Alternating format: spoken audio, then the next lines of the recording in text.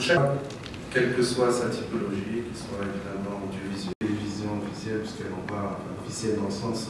L'événement de ce soir, ça a été mis en place pour présenter la recherche du Media Ownership Monitor que le desk a mené en partenariat avec Reporters sans frontières.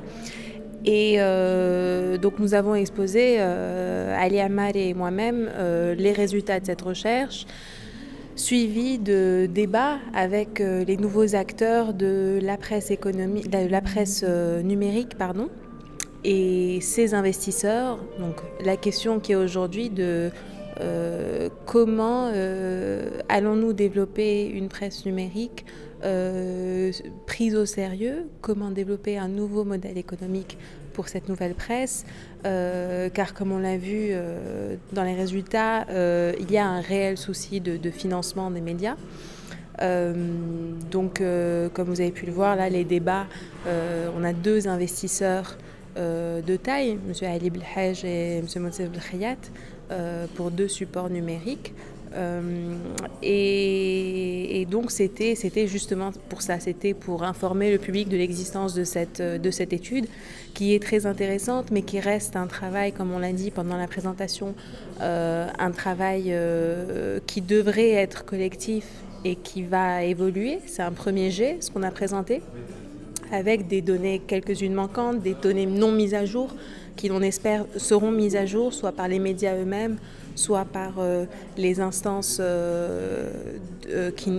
auxquelles nous nous sommes référés, et on espère pouvoir faire bouger les lignes et pouvoir faire avancer les choses. De la télé, la presse papier et la presse internet. Le digital, aujourd'hui, on a des centaines d'entreprises qui se sont créées au niveau de différents médias, et pas toutes peuvent gagner de l'argent, tout simplement parce que l'offre publicitaire marocaine sur le digital est aujourd'hui à 70% orientée vers les majors internationaux tels que Google, tels que Facebook, tels que YouTube, et qui fait que l'investisseur, c'est-à-dire l'annonceur, préfère aller sur ces majors internationaux. Si on continue à le faire sans qu'il y ait de régulation, ce qui va se passer, c'est que nous allons perdre le contenu de nos médias. Nous allons perdre beaucoup de nos journalistes qui ont fait des études de journalisme et qui ne vont pas trouver de travail, tout simplement parce que les éditeurs locaux n'auront pas les moyens de pouvoir payer les salaires de ces journalistes.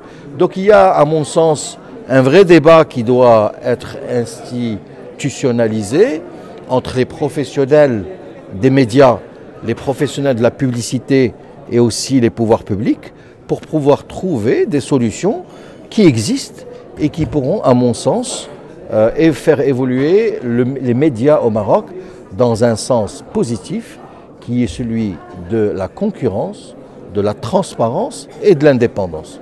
Et à partir de là, je reste persuadé que nous pourrons trouver des solutions qui pourront être des solutions positives pour l'ensemble des intervenants de l'écosystème des médias, de la publicité au Maroc.